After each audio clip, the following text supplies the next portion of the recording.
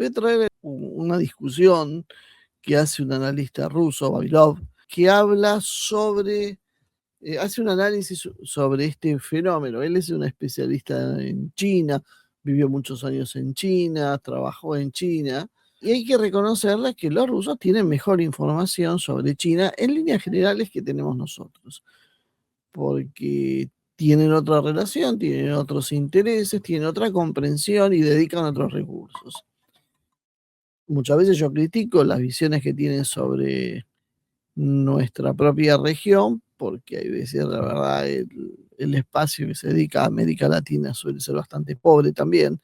Pero en este caso me pareció interesante y que más allá de que esta hipótesis sea verdadera o no, nos obliga a pensar y extraer conclusiones y ver, porque yo escuché muchísimas versiones hoy en día, estuvimos hablando durante todo el día con distintos actores que nos daban sus versiones y que explicaban el porqué, lo que había, por ejemplo, en Venezuela, están absolutamente convencidos de que hubo un acuerdo. Ahora, varía la tonalidad, si hubo un acuerdo de que lo hace la vicepresidenta, si no lo hace la vicepresidenta, si lo hace otro, si estuvo la cúpula del chavismo, si no estuvo la cúpula del chavismo. Pero lo que nadie duda es que las tropas estadounidenses se les dio vía libre para actuar. Las razones son un debate, son lo que se está discutiendo hoy en día, quién y por qué. Ahora voy a darles, después si quieren charlamos un poco de lo que se dice en Venezuela sobre algunos aspectos, se puede contar Ivonne porque estuvo hablando ella, pero lo que voy a traerles es una de las versiones que circula en Rusia. Primer punto, hay un formateo total del mundo. Hay un cambio en la estructura histórica y del sistema. Y como consecuencia de ese cambio, se está produciendo lo que se puede definir como una guerra mundial que ya hace un tiempo que se está produciendo y se está dando en determinados estadios. Hay uno que ahora ha salido a la luz y ha tenido un gran eco internacional, que tiene que ver con una operación que ha realizado Estados Unidos, los militares de Estados Unidos, contra el presidente venezolano Maduro, el cual fue secuestrado, fue llevado a Nueva York, probablemente allí, según este autor, será juzgado por narcotráfico e inclusive no se descarta que se le aplique la pena de muerte. Lo que aclara Vavilov es que no es el final de un proceso, sino es el inicio. Es importante entender esto. No es el final de la historia lo que ha hecho Donald Trump, es apenas el comienzo de la historia. La vicepresidenta en funciones, Delcy Rodríguez, es quien pasa entonces a ocupar el poder y esta anunció que Maduro es el presidente en ejercicio, que el país seguirá el mismo rumbo que hasta ahora y que no se va a convertir en una colonia de los Estados Unidos. Por supuesto, no hay mucho margen hoy en estas circunstancias en Venezuela como para que declare otra cosa tampoco, ¿no?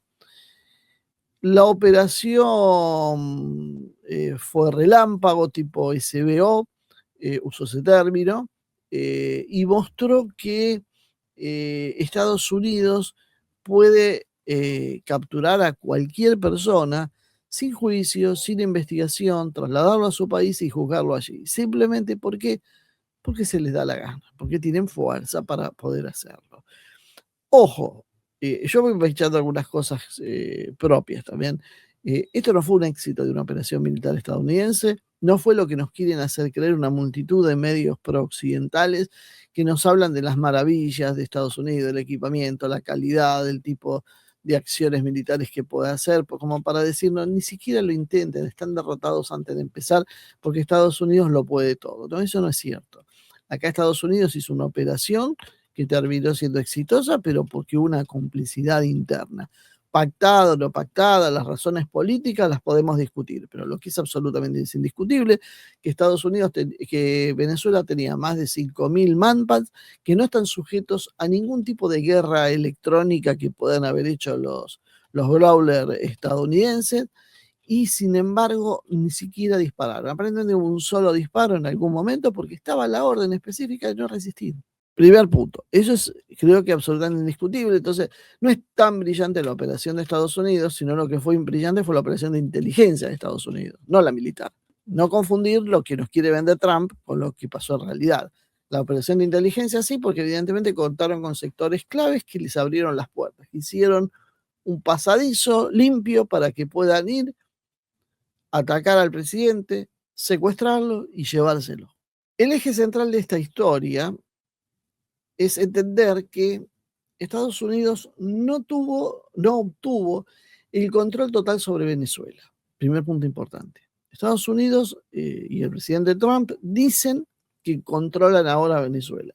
Lo que nadie sabe exactamente a qué se están refiriendo, porque en definitiva, excepto el presidente, el resto del gobierno venezolano sigue en funciones como si nada. No hay hasta el momento acciones importantes de desestabilización, no hay nada. Entonces, ¿por qué razón Estados Unidos habría ganado esta historia? Porque nosotros tendemos a repetir lo que dice todo el mundo y nos subimos a una ola sin pensar demasiado lo que está pasando. Y el petróleo sigue yendo hacia China, y de hecho el propio Trump aseguró que va a seguir yendo hacia China. Entonces, ¿qué fue lo que ganó y perdió cada uno? China es el principal actor extranjero en Venezuela. Eso es algo que se ha perdido un poquito tal vez de vista. China es el país al cual se le ha dedicado muchísima atención. Hace 2 meses publicó un video entero sobre un posible ataque o invasión a Venezuela que parecía altamente improbable. Bueno, se dio, pero no en las circunstancias que se esperaban. Una invasión armada, lo hemos planteado muchas veces, era imposible, excepto que haya una traición interna y se fracture. Bueno, lo que pasó fue una cosa intermedia, una traición interna, una fractura, y sobre eso se coló una operación de este tipo. China es el país que ha invertido más en Venezuela. Venezuela es el país que es el mayor receptor de créditos chinos en todo el mundo. Los créditos chinos han sido a cambio de obtener petróleo venezolano como parte de una serie de acuerdos de fondo. Venezuela básicamente es el apogeo de las inversiones chinas. Ahora estoy contándole lo que opinan en Rusia, ¿no? O lo que opina este sector ruso. La reacción china en realidad fue un poco extraña y se espera que aparezca con más firmeza mañana lunes. Si bien es feriado, extraña que el nivel de protesta haya sido a un nivel de voceros y no de líderes.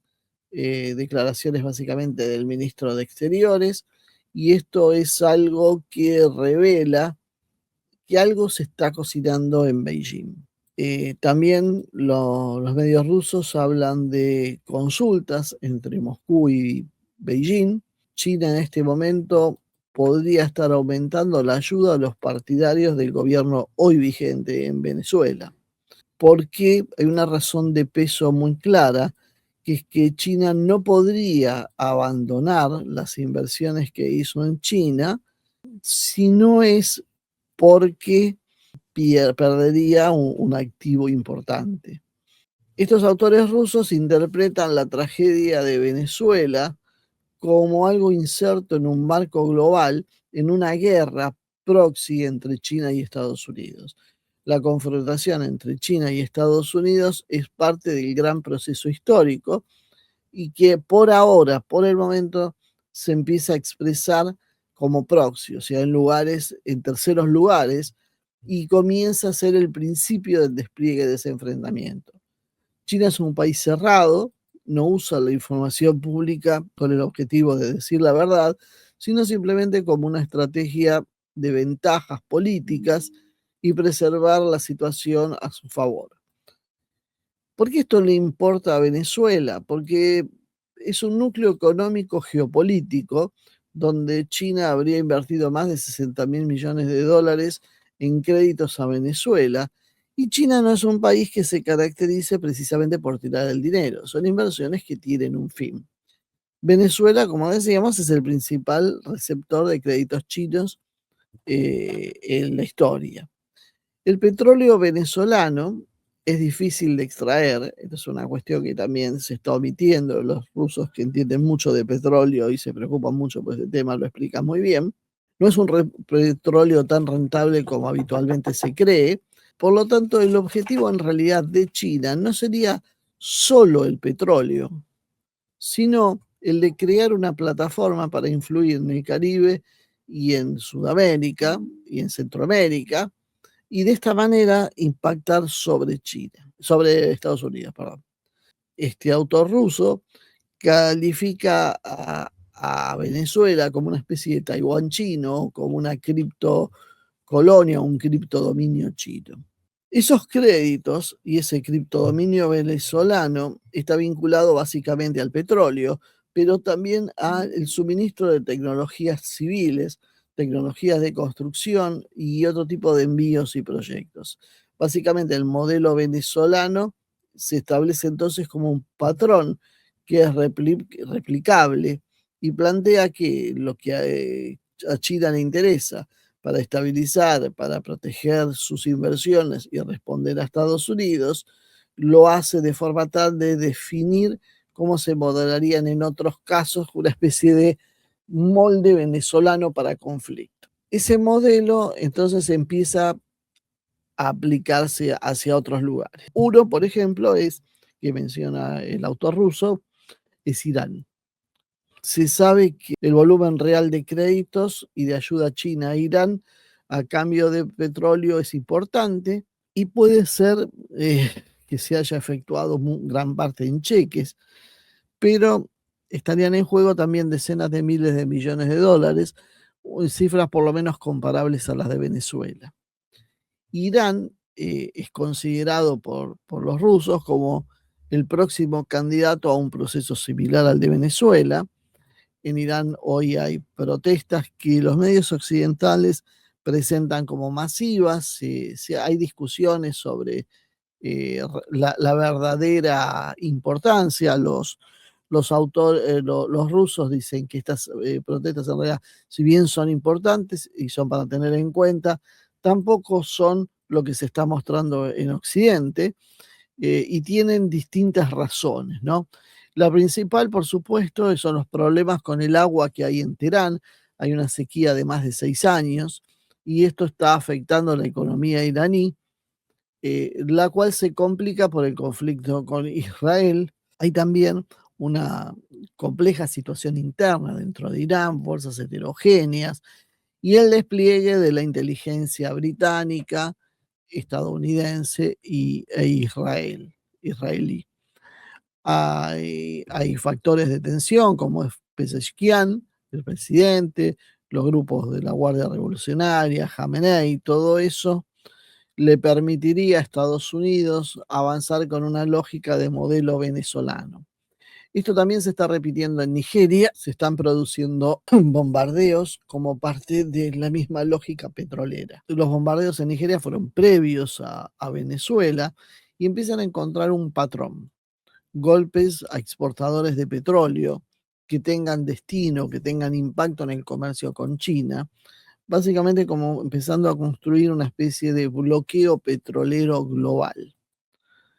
Y allí se pregunta este autor ruso, bueno, si es tan importante Venezuela, ¿por qué Venezuela no fue defendida por China?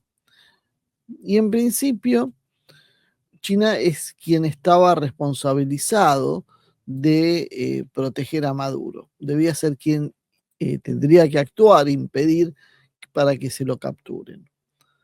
La operación básicamente habría salido casi sin problemas para Estados Unidos, no murió ningún soldado estadounidense, se habla de 40, otros llevan las cifras hasta 80 venezolanos muertos, generalmente civiles, pero flota en el aire, que era un poco la crítica inicial, la molestia que yo tenía, una pregunta que no tiene respuesta hasta el momento, que es ¿por qué esto se dio de esta manera? ¿Quién explica lo que pasó? Porque evidentemente todo el mundo coincide que no hubo reacción de las fuerzas venezolanas. La primera explicación que esbozan los autores rusos, y acá es donde empieza la parte, podríamos decir, novedosa para nosotros, es la existencia de clanes chinos y arquitectos de un proyecto global que son los que explican la influencia sobre Venezuela. Esta influencia se habría generado a partir del patronazgo, el apoyo de quien fue presidente de China en su momento, Jiang Zemin, que lo llamaban el Shanghainés, o el arquitecto y abuelo del proyecto chino. Esto fue durante los años 90 y comienzos de los años 2000, los años del crecimiento fuerte realmente del producto del PIB chino, y fue el comienzo de una estrategia de influencia y gestión global que realizaría China. Esto también fue continuado por Jiang Zemin, como decíamos, que es parte del grupo entonces de Shanghái y que se enfrentaba en su momento dentro de China con el grupo Komsomol del grupo de la juventud, y esto además también a Jiang Zemin se lo vinculaba como un personaje cercano a los republicanos estadounidenses en su disputa con los demócratas de ese país. Bajo ese periodo, China entonces comienza a traccionar a Venezuela fuera de la órbita de los Estados Unidos, haciendo acuerdos económicamente poco favorables para la propia China, comprando un petróleo pesado, costoso de mover, complicado para procesar, pero que básicamente tenía como fin, en realidad, hacer una apuesta geopolítica para presionar a Estados Unidos en esta región. De alguna manera, como para ir pensando los chinos en equilibrar la presión que ejercía, de alguna manera, Estados Unidos en los entornos de China. Maduro llega al poder asumiendo tras la muerte de Chávez, había sido su canciller, y como canciller había sido el funcionario que tenía más contacto con China. Tanto es así que se lo llamaba a veces como el ministro de Asuntos de China o el ministro de Petróleo chino. Venezuela ve a China y a Rusia como parte de un mismo vector, pero en realidad China es el verdadero sostén financiero del gobierno venezolano.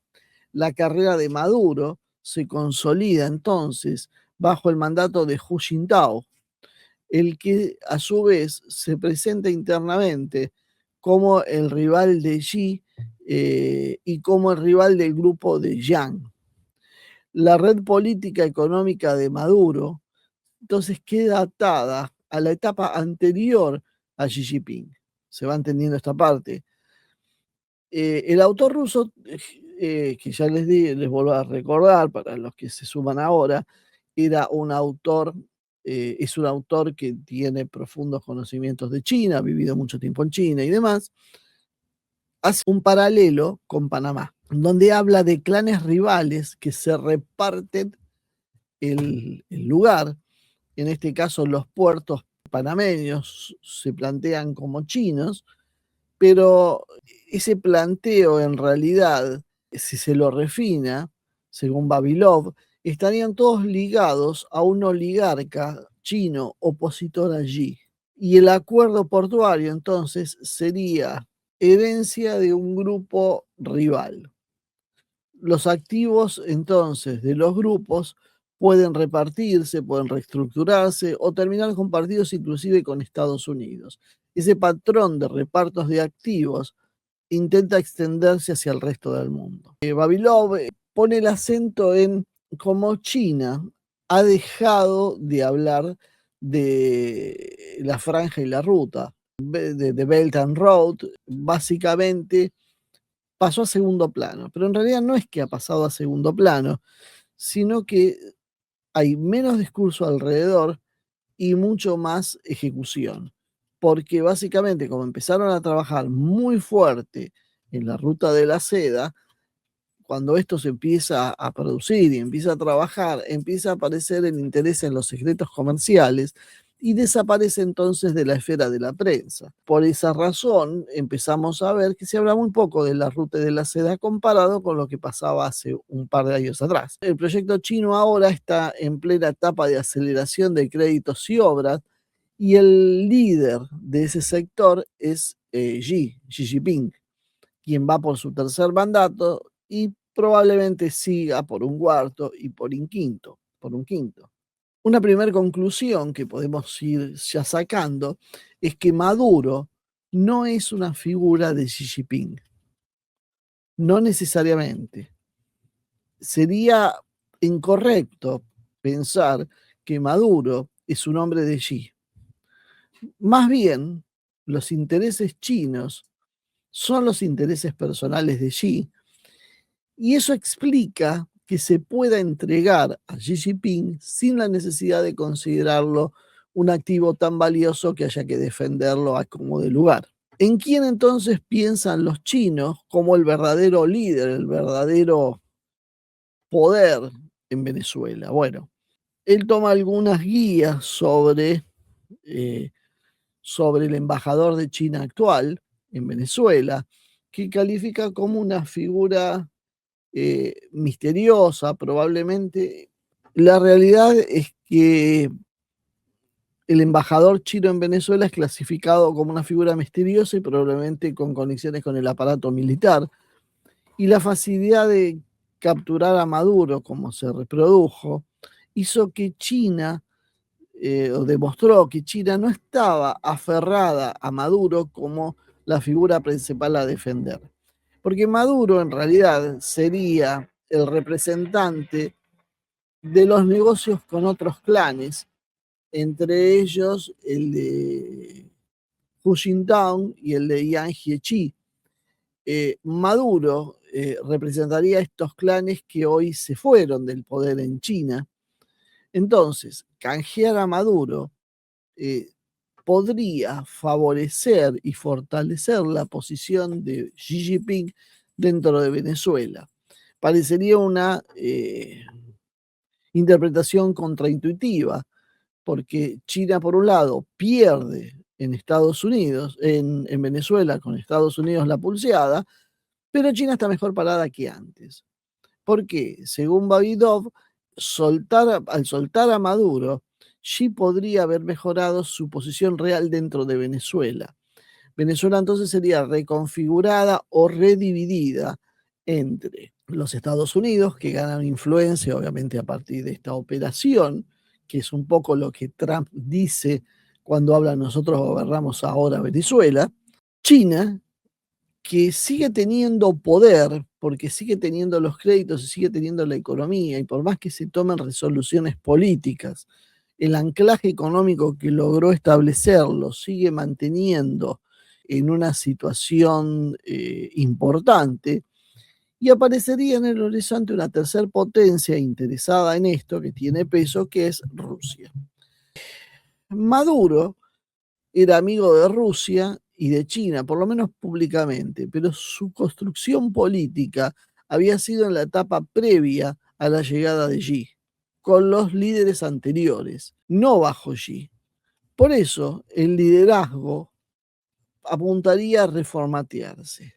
La hipótesis que desliza este autor ruso es que China en realidad hace una apuesta distinta hacia los militares y refuerza de paso su presencia.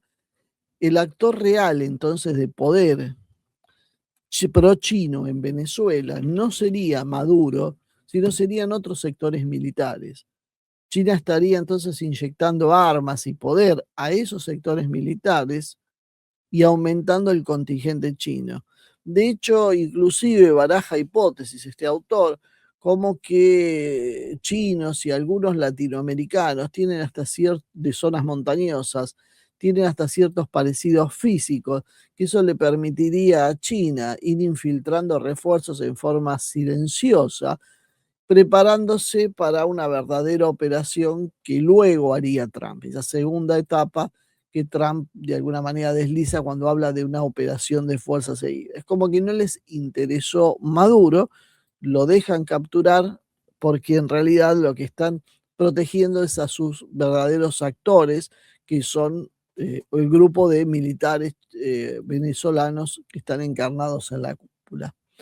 Por eso habría un resultado ambiguo.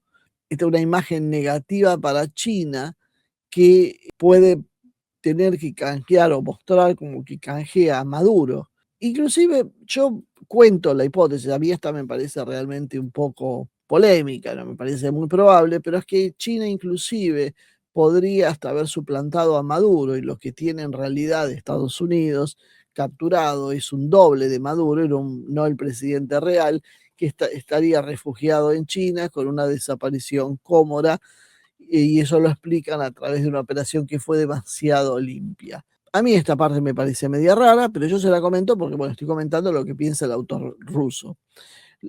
Maduro habría ofrecido ofertas.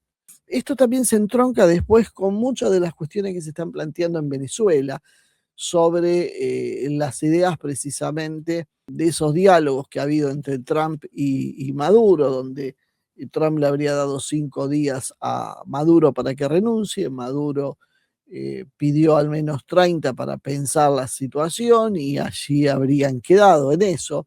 Se le ofrecía a Maduro romper con China y acercarse a Venezuela, a los Emiratos Árabes o a Bielorrusia, ofreciéndole a cambio grandes cantidades de dinero, lo cual no habría sido aceptado por Maduro, que creía que contaba con el apoyo del eje chino. Estas versiones dicen que Marco Rubio fue quien le ofreció asilo en Turquía a Maduro, aunque en forma personal para este autor ruso parece raro porque Turquía es parte de la OTAN, pero como decían, también opciones de asilarse en Dubái o en Bielorrusia. Simplemente Maduro no acepta porque confiaba en que China iba a hacer una mejor oferta para mantenerlo en el poder. Ahí es donde, bueno, está la teoría esta de que han capturado a alguien parecido a Maduro, que van a hacer todo el circo alrededor de eso, pero que en realidad no sería el verdadero Maduro. Esta, vuelvo a insistir, es una parte que a mí me parece media extraña, pero bueno, esto es lo que planteó este autor.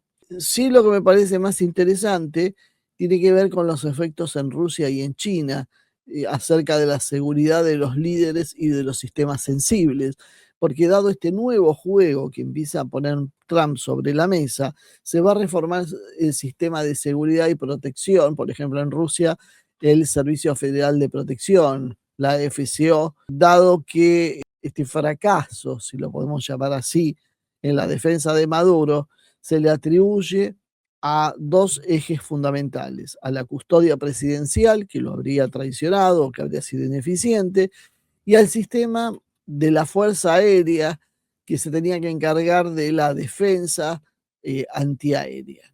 No habría complicidad del ejército, que se habría mantenido leal, pero bueno, no era su área precisamente la defensa antiaérea, por lo tanto se pudo actuar como se actuó, sobre todo por la velocidad con que se actuó, fueron 3 horas y algo de operación. Primera conclusión en este sentido es que se van a reformar y se van a reforzar las estructuras de defensa de los mandatarios. Trump viene con un manual distinto al que estábamos acostumbrados. No va a haber más revoluciones de color. Ahora los procesos que vienen son de decapitación. Trump no usa el sistema de revoluciones naranjas que se ha usado durante años, durante décadas, que ha usado los Estados Unidos. Directamente hace operaciones militares. Por eso también vimos como Marco Rubio decía que cumple sus palabras y golpea directamente a los líderes con la idea de descabezar los procesos. Eso advierte el autor ruso, que es el verdadero significado de las advertencias de Trump cuando dice que todos los líderes básicamente que se oponían a él están en peligro. Cuando se habla de operaciones en Irán o en Venezuela, o inclusive hasta la operación ucraniana que habría intentado matar al líder ruso en la zona de Pskov. Todas tienen un mismo punto en común: atacar el liderazgo, cortar la cabeza, básicamente la decapitación del enemigo. Venezuela entonces golpea a China, aunque en realidad lo que se golpee es a Venezuela. El mensaje principal básicamente es hacia China. O sea, el golpe se lo dan a Venezuela, pero el objetivo es China. Y eso también lo entienden por la forma en que se atacó algo que no era un blanco militar, como era el mausoleo de Chávez. Esto es un mensaje precisamente de Donald Trump y de Estados Unidos. Todo esto genera un cambio de paradigma en Estados Unidos y una posible respuesta china. China creía hasta el momento que podía imponerse en un enfrentamiento a Estados Unidos sin un choque directo, pero parece que Estados Unidos cambia el programa, cierra una etapa de cooperación que llevaba 30 años y simplemente ahora plantea la desconfianza hacia el modelo chino y lo ha decidido enfrentar. Los rusos esperan que la respuesta china sea en forma de espejo, con más compañías, la creación de compañías militares privadas, al estilo como la rusa Wagner o Academy Occidental, más compañías, más protección armada de intereses, más guerras proxy y más bases militares abiertas. Posiblemente se produzcan nuevos incidentes en Namibia o en Camboya, y China acelerará el proceso de defensa de sus propios intereses. Realizará probablemente un despliegue de tropas, aunque es lo más difícil esto que se haga, pero sí buscarán crear un sistema de seguridad común entre China, Rusia, Irán, la República Coreana, la República Popular de Corea, Democrática de Corea, Corea del Norte y algunos otros países que vayan compartiendo los objetivos. Por otro lado, marca que Rubio es el verdadero ganador de esto que sucedió y se perfila entonces ahora Marco Rubio como candidato presidencial para el 2028.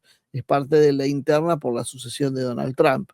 Es una figura del Partido Republicano, potencial candidato, que arrancaría en el 28 su campaña presidencial. El próximo paso que está planificando Marco Rubio es una gran alianza islámica anti-China.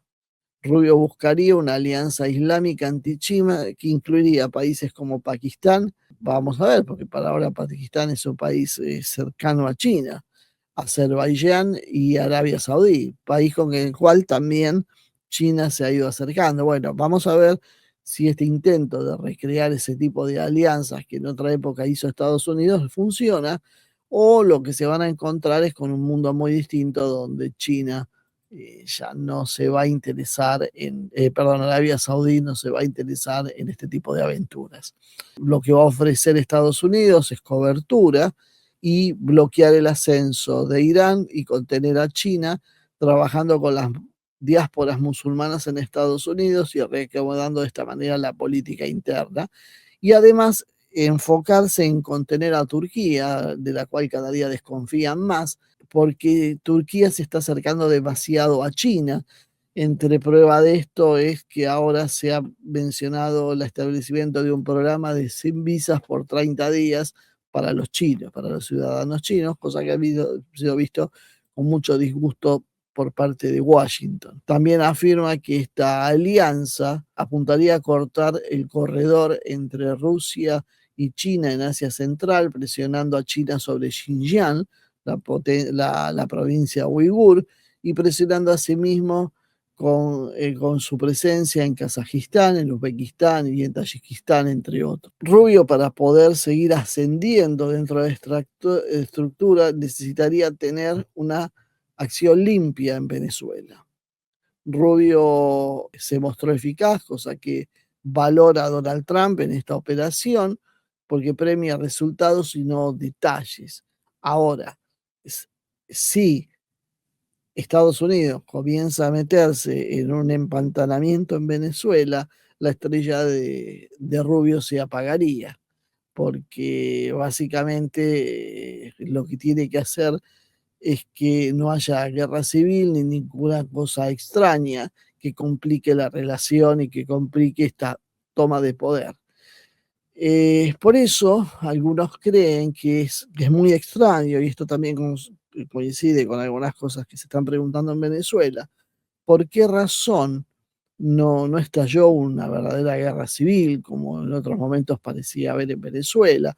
No hay estallidos populares, no sale la oposición a la calle, hay algunas personas arrancando algún retrato, alguna celebración parcial, pero todo muy apagado. Venezuela debería ser, por la historia y por cómo se está dando, un terreno apto para el caos, un país hoy con un estado de pobreza importante, armado, con muchas bandas luchando, pero simplemente no está sucediendo.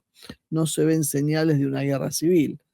¿Por qué? Porque entonces el poder real se sostiene en alguien que no estamos viendo, que no es precisamente la vicepresidenta, sino podría ser precisamente el comandante de las fuerzas terrestres o el jefe del bando real, el grupo de poder básicamente que estaba rodeando a Maduro y que quedó en funciones, que no ha sido derribado. Por eso muchos se preguntan de qué está hablando Trump cuando habla de controlar a Venezuela. Y allí aparece entonces la figura de China apostando a este núcleo de poder. China entonces no pierde, incluso puede ganar en esta situación, logrando un bloqueo anti-Estados Unidos, porque si Estados Unidos sigue con una operación prolongada, es probable que no pueda controlar a países como Brasil o Colombia, que empiezan a mostrarse muy molestos por la situación y la están denunciando, y la jugada de Estados Unidos se puede volver en contra, creando un bloque antiestadounidense en la región de por lo menos estos países, Venezuela, perdón, Colombia, bueno, la propia Venezuela, Colombia y Brasil, a los cuales se sumaría Nicaragua, probablemente Honduras, Cuba, y esto sería no solo el eje de una alianza económica, sino una futura alianza militar apoyada en China. En realidad, este juego sigue en otros lados. Fuerzas antichinas estarían actuando precisamente en Irán. Y lo que plantea el autor ruso es que China a veces actúa en forma desconsiderada en lo económico, presiona muy fuerte, sobre todo cuando tiene el paquete de control. Y esto es una alarma sobre el modelo chino y que China en realidad necesita usar a Rusia como tercer pilar en su modelo, afirmándose en ella para estabilizar el modelo precisamente, incluyendo una fuerza entonces que no genere rechazo en las élites locales. Y esa fuerza obviamente sería Rusia. Entonces se plantea que China, si quiere estabilizar esta situación, va a tener que compartir influencia económica y política con Rusia, dejar de competir con Rusia en algunos aspectos, reducir su antagonismo, porque si no el costo sería perder el liderazgo global e inclusive que esto se pueda trasladar a una hipotética guerra interna dentro de China. Que China debe entender el valor precisamente de una alianza con Rusia. También, bueno, habla de las características del petróleo venezolano, como se había mencionado. Dice que sirve, es un petróleo pesado, que sirve para fuel oil, para asfaltos, y que necesita refinerías especiales, que es útil para construcciones chinas, para obras viales y construcción civil industrial, y vuelve a ese punto inicial de construcción del Consomol como rival de su lectura, lo usa como una prueba de que Maduro está ligado a los rivales de allí y que el país sigue siendo estratégico, pero el liderazgo debería reformatearse por Venezuela, y se reformateó, y que finalmente pronto vamos a saber quién es el verdadero poder de Venezuela que está detrás. Así que bueno, esto era lo que hoy quería de alguna manera traerles, una visión diferente, una visión mucho más compleja que muestra que por ahí uno de los quienes están detrás de este papel realmente pueda ser China, en un entramado de traiciones locales, que demuestra también, y acá hay otra hipótesis, esto se las dejo para el final, que Trump habría cometido un grosero error geopolítico, su pensamiento no es muy refinado ni profundo, y que esto podría haber sido aprovechado también por Rusia, por Putin, de una forma tal de cercarlo a Trump y acotarlo, porque de esta manera Trump ha perdido el apoyo de muchos de sus de países que eran simpatizantes. La situación se ha transformado intolerable para muchos, solo para Milei, para el resto del mundo esto es una locura. Y esta fractura en el frente interno habilitaría cierta posibilidad para que con las presiones en las Naciones Unidas se le pueda abrir un impeachment en Estados Unidos, y de esta manera Trump quedaría condicionado a tener un marco mucho más acotado de acción y no imaginar un mundo hegemonizado por los Estados Unidos, como en algún momento parece que se le ocurre a partir de considerar esto como una enorme y victoriosa acción, fruto de su ingenio, y no en realidad de alguna forma de una especie de celada que le hayan tendido sus propios enemigos junto con países adversarios para limitarle el poder a Donald Trump.